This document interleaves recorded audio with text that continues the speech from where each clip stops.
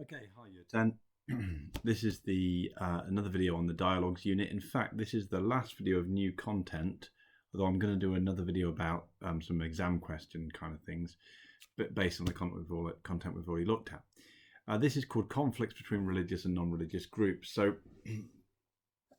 we've looked, we've seen quite a lot about, that this unit is quite a lot about how Christianity gets along with other people, non-religious people, people of different religions, and things like that. This is really about some of the places where religion, or specifically Christianity, and atheism or non-religious beliefs comes into conflict. Some of the things that they disagree about. Now, a lot of these things are going to be familiar because some of the conflicts in medical ethics. Religion and religious people and non-religious people often clash when it comes to abortion, euthanasia, IVF. If we look at the things about the relationships and families unit, gay marriage, sex before marriage, those kind of things are areas where religious people and non-religious people disagree. And so when I say conflict, I don't mean like war, or I should make that clear. I don't mean anything like war or violence. I mean disagreement. And that could be disagreement about what's right and wrong, but that also comes onto disagreements about what the law should be in some cases. So, that's what we're going to look at today. We're going to start. The first thing I want you to do is to just make some notes on some key terms. And then there's a worksheet which will be attached to the Teams page. And if you can print that out, that'd be great. And then we're just going to fill it in, and I will go through what you need to fill in together on this video. So let's begin with some definitions. These definitions are all terms that are used to describe people who are not religious. And there's many different ways of describing non-religious. There's many different ways of talking about people who are non-religious. And they all mean slightly different things. And I'm just going to talk about the difference between them. So the first one is an atheist. Atheists are people who do not believe that there is a God. And I suppose the reason why there are more terms than that is because just because you don't believe in God, it doesn't really tell you much about what someone does believe in. So lots of people are atheists, but not many people who are an atheist would want that to be like the only thing about them, that they would think that just says one thing about them. They don't believe in God, but they would say that they do have other beliefs. So some atheists would not like the idea that would be like the main way in which they identify. Secondly, agnostics. Agnostics are people who say it's impossible to know if God exists. Sometimes this gets confused because some people say that they're an agnostic when they mean that they just don't know whether God exists. Agnosticism is a bit different to just saying you don't know. Agnosticism is the idea that no one knows and it's impossible to know. So agnosticism is a bit different from like, oh, I've never really thought about it, that kind of thing. Agnostics are people who say that actually it's not the sort of question that human beings can ever know. Now, in practice, agnostics and atheists probably live their life in very similar ways, in the sense that, well, both of them, if you don't know if there's a God or if you don't believe in a God, either way, you're not going to follow like the Bible, for example, because you're not going to think it comes from God. So although they've got different beliefs about God, in practice, their philosophy, a way of living, might be very similar, an agnostic or an atheist. Okay, secularist. A secularist is people who think that religion is a private matter and should not affect the way a country is run. So a secularist is really someone who thinks that religion should not play a role in the public life of a country. So a secularist would believe, for example, that the Queen shouldn't be the head of the Church of England, that there shouldn't be bishops in the House of Lords, and so on and so on. That religion and the way in which a country runs should be separate. Now, you could be religious and be a secularist, because there are religious people who think, well, you know what, I'm religious, but I think it's a private matter. It's nothing to do with how the country's run. However, you're obviously much more likely to be a secularist if you're not religious. Many atheists have a big problem with the idea that religion should have any say in the laws of the country or in the way the country is run in general. So that's a secularist. Next term is a humanist. Now, humanists are generally people who are atheists. But it's a humanist. While an atheist is a kind of, in a way, a negative term. It's saying what you don't believe in. You don't believe in a God. Humanism is a way that some atheists, not all, some atheists identify themselves in this way, and that's to give a more positive view of what they actually do believe. So humanism is a non-religious worldview which emphasizes that humans should make their own decisions on how to live, guided by evidence and reason. Reason means the ability to think clearly. So humanists are, many atheists are humanists, and the idea of humanism is that, instead of relying on religion or holy books, which they would say there's no evidence that these things are real or that holy books really come from God, they would say the way you could live your life should be based on evidence. So that's like a scientific view of life. And reason, that means just by thinking clearly about questions.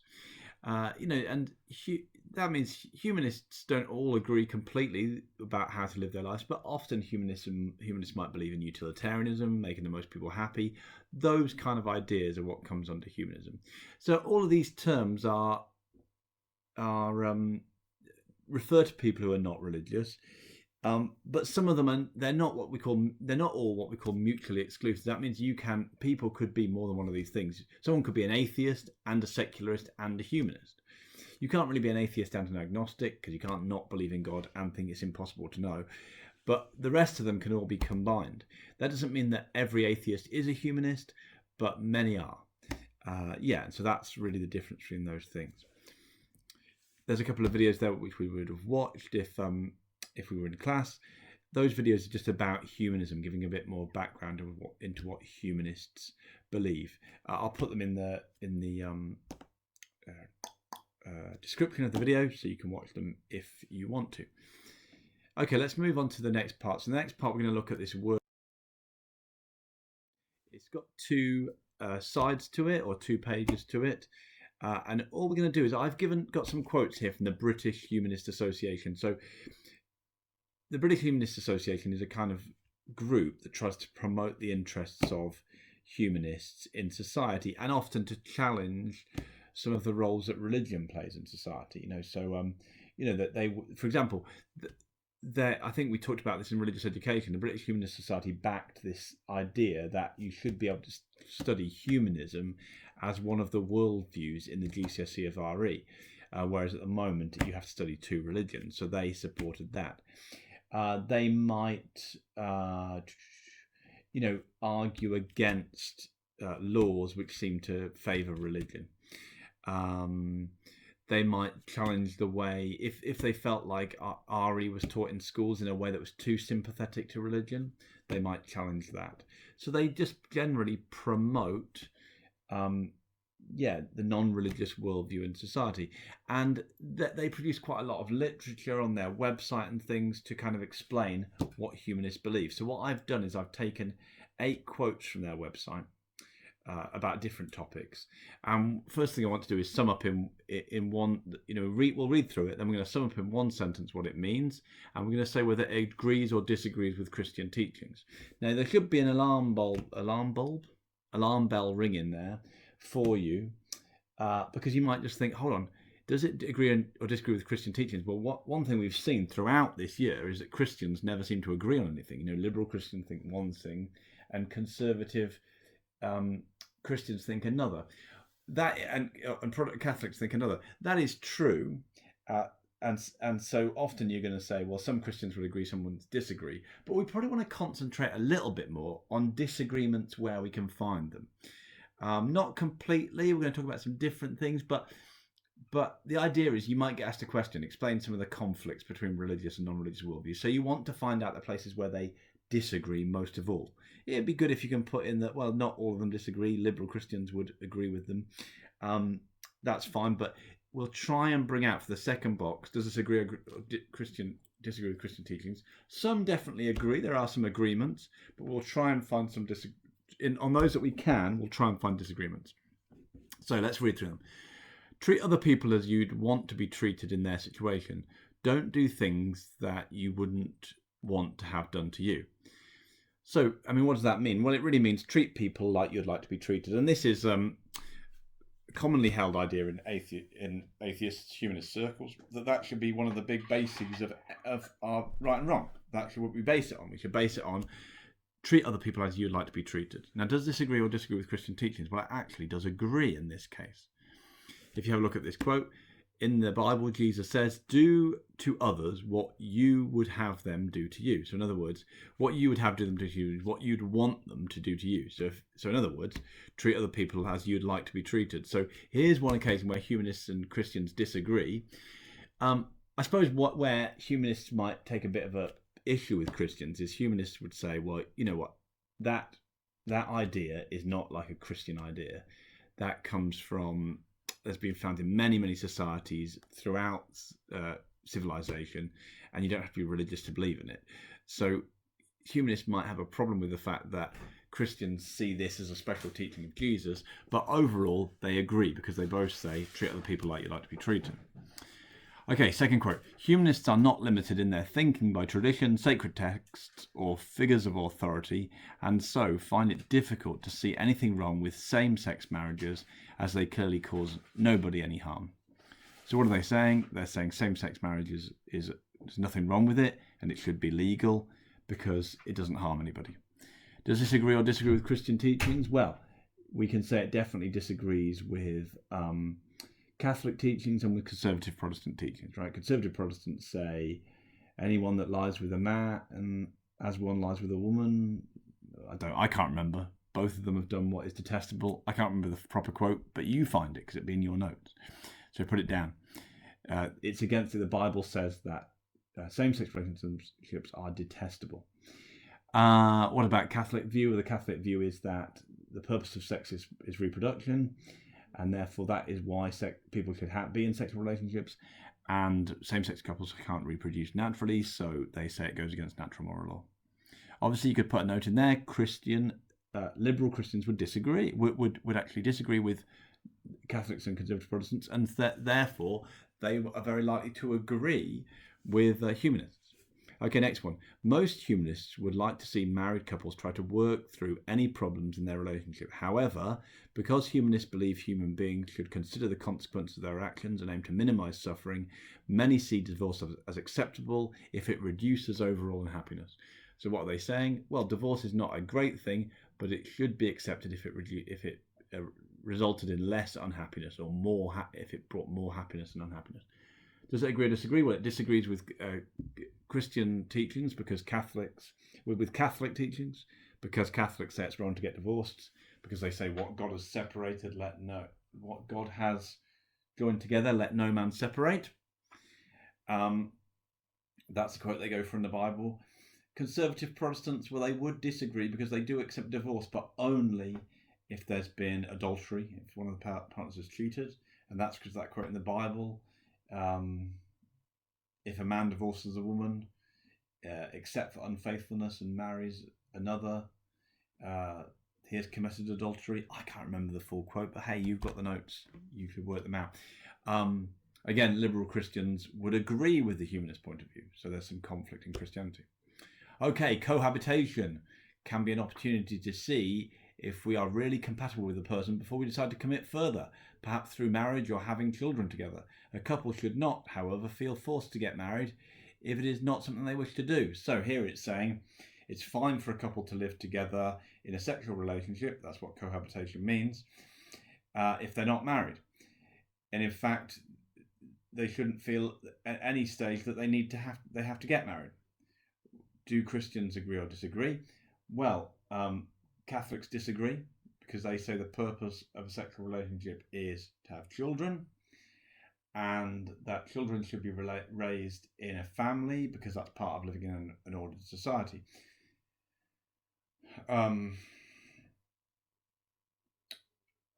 Conservative Protestants would also disagree with the humanist view because they would say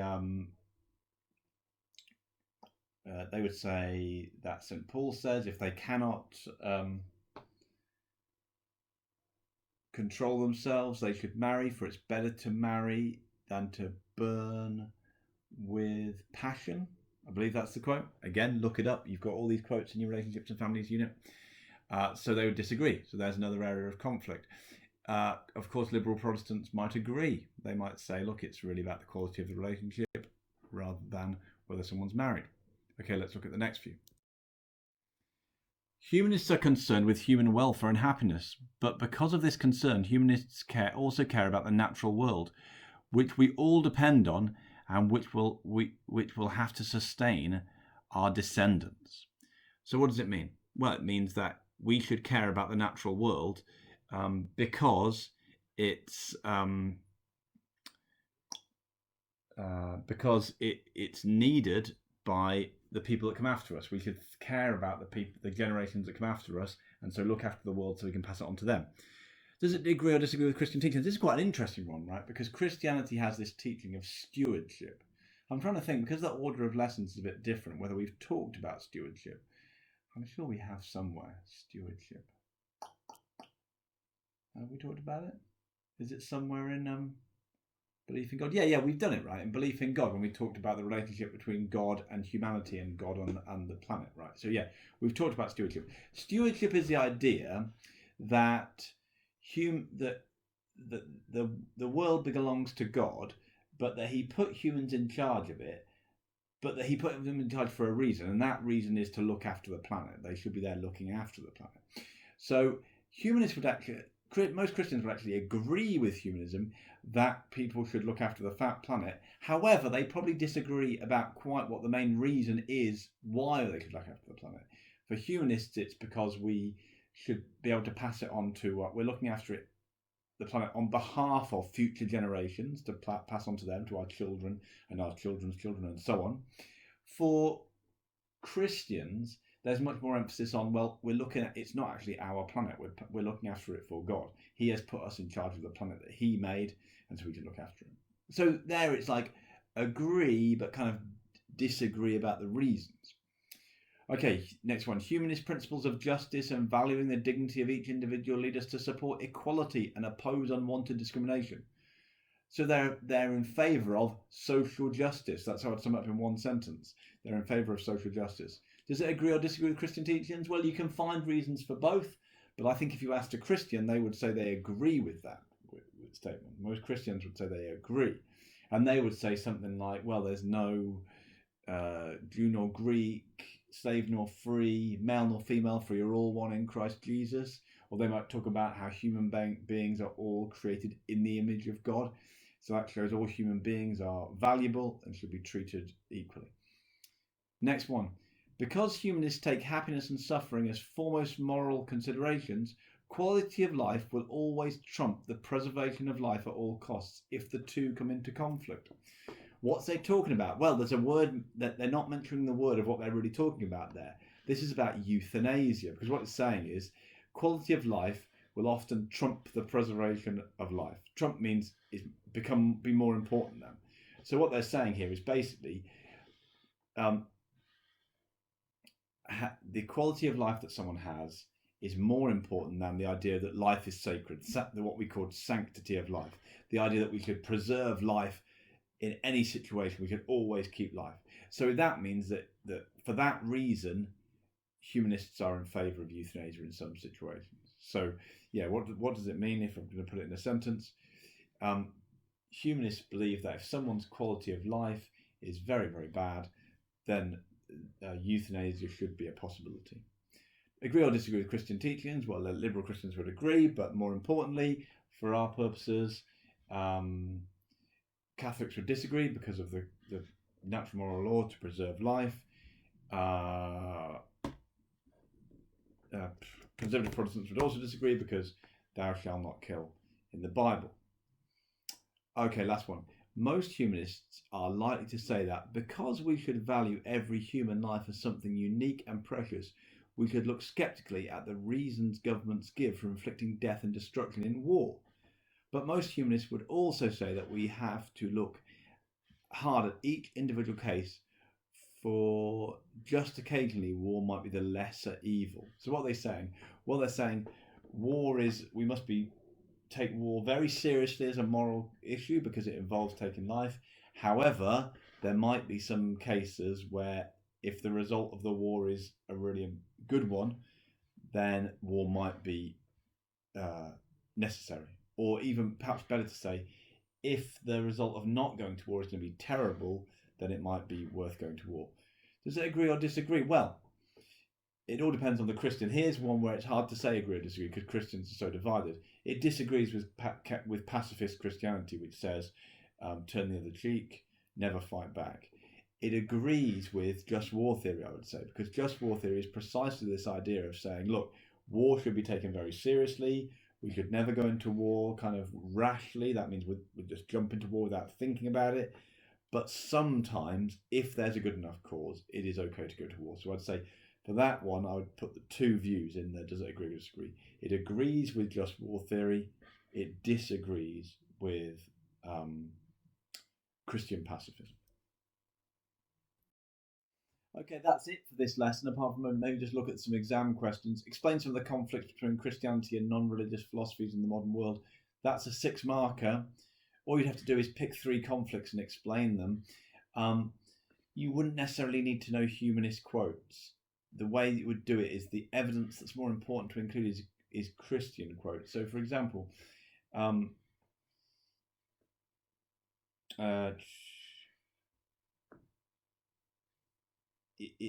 just trying to think about how you talk through an SE on this. It's a bit tricky because you've got to talk about both teachings. But maybe I would go for something like this. I would say, if we were to go about pick one conflict, we would say same-sex marriage. So we'd say one conflict between Christianity and non-religious philosophies in the modern world is the views that people have about same-sex marriage, and then I would go in the second part. I'd put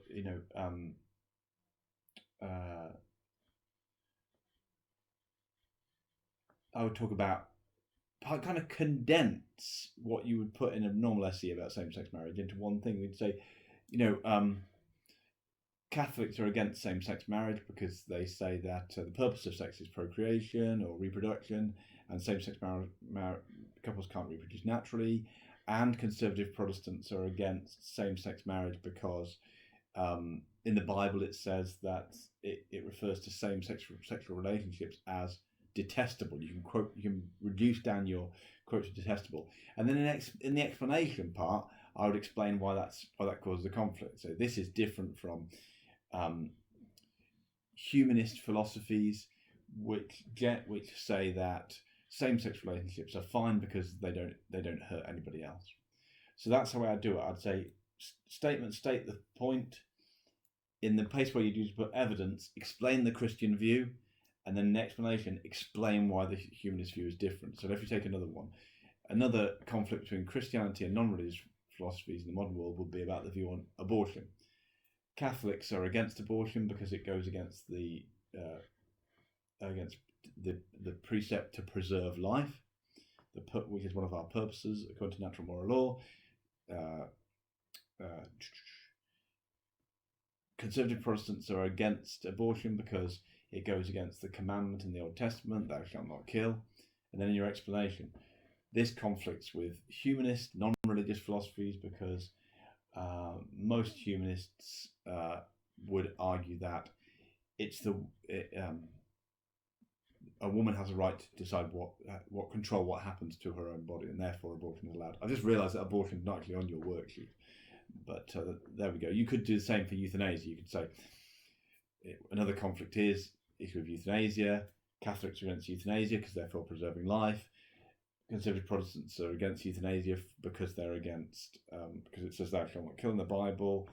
However, humanists are often for euthanasia because they say that if the quality of someone's life is really bad, then they should be given the option to end their life. Stuff like that. I hope that made sense. It's a bit rambling, I'm afraid. Okay, last thing. Here's a 15-marker. Christian and humanist views about ethics are completely opposed. Discuss this statement. So here what you'd need to do is you'd need to find examples where they are opposed and then some examples where they're not opposed. So for example, I'll just go through 2 that you might do. You might say, okay, one area where they're opposed is same-sex marriage. Let's use that example again. So then you would just kind of do what I've done before. You'd say one issue that seems to suggest they're completely opposed, that means completely different, is same-sex marriage. Evidence part, explain what Christians think. Explanation, explain why humanists disagree. So you'd go, here's one place where they're opposed. Then you'd say, well, conservative, some Christians, such as conservative Protestants, completely against same-sex marriage because they're referred to as detestable in the Bible.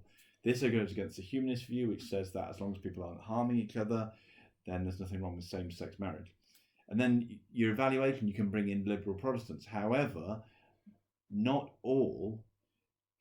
It could be argued that Christians and humanists aren't completely opposed here, because not all Christians agree with conservative Protestants. For example, liberal Protestants would argue that the teaching of love your neighbour means that the quality of the relationship you're in, not whether it's between men or whether it's same sex or opposite sex, is more important. So that would be your evaluation. Then you'd have to give a reason to say they're not opposed. Well, you could say the environment would be a really good one, right? Because you can use the environment and say one area where they're not opposed is the environment. You could say many Christians are in favour of looking after the environment because they believe we've been given the duty of stewardship by God. Then you talk about the humanist view. Say, well, humanists also, many humanists also think it's important to look after the planet for future generations. Then in my evaluation, I'd say, however, although they think very similar things here, they're actually fairly opposed when it comes to why they think what they think. Christians believe they're looking after the planet for God. Humanists say they look after the planet for future generations. So you could say this is where you kind of twist the question around a bit. You'd say that means actually Christians and humanists are actually disagree about the reasons behind why we should look after the planet, even though they agree about what we should do. So that's the sort of thing we'd do. I think the main tricky thing about a topic, this kind of question about conflicts, is the fact that part of you, because you're used to writing, if you're used to writing SEEs, part of you wants to do like here's the evidence for what Christians believe, then explain that. Here's the evidence for what humanists believe, and explain that. But you can't really do that. You have to have SEs which contain both Christians and humanist views. So it's more going to be like statement, Christian view, where your evidence would be, and then humanist view and how it differs from the Christian view in your explanation bit, if that makes sense. Okay, that's it for now. There's going to be one more video, I think, and then my aim is that I'm then going to send you the A3 sheets for this unit, and that would be my hope is that would be for the end of the rest of the term. It's not long now, rest of the term, and then for the summer, my task would be to complete that A3 sheet for this unit. Then we're back in September, and we can go straight back into Buddhism, which we were doing before. Okay, thanks a lot.